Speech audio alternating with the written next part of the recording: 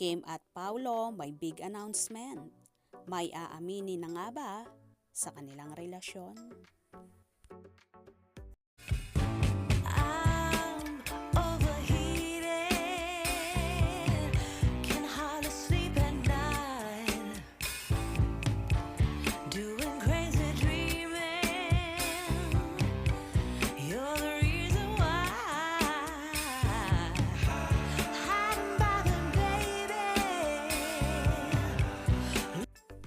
Inaabangan na nga ng lahat ang panibagong press con para sa seryeng Linlang kung saan mapapanood na sa Free TV ngayong darating na January 22, 2024 kung saan pinahaba at maraming unseen na mga eksena ang masisilayan dito.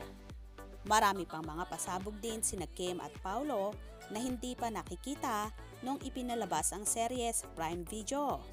Todo naman ang ginagawang promotion ng mga cast ng seryeng ito na naging successful nga at nag-top 1 sa 11 bansa. Kaya naman halos lahat ay excited nang mapanood ang sinasabing nakakasuklam at mainit na serye.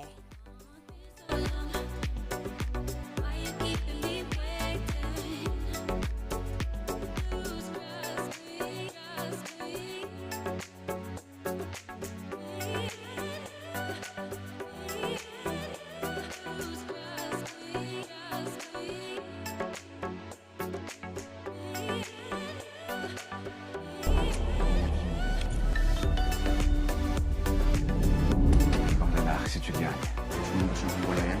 Gusto mo naman namin. Dito na. Alam mo yung pangako mo, ha? Napapakasaya mo.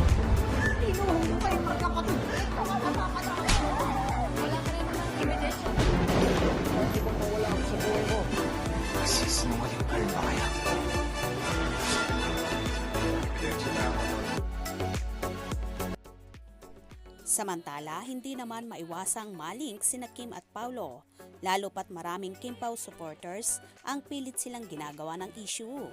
Napapabalita rin kasi na isa sa dahilan ng hiwalayan ng Kim C ay si Paulo at si Kim naman din daw ay dahilan ng paghihiwalay ni na Paulo at Janine Gutierrez na sinasabi namang nagkabalikan.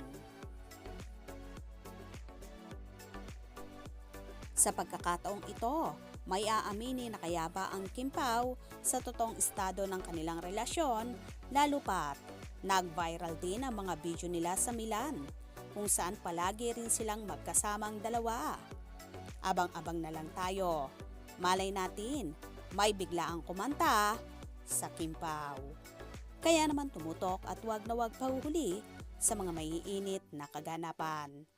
Anong inyong magiging reaction sa bidyong ito? Comment below.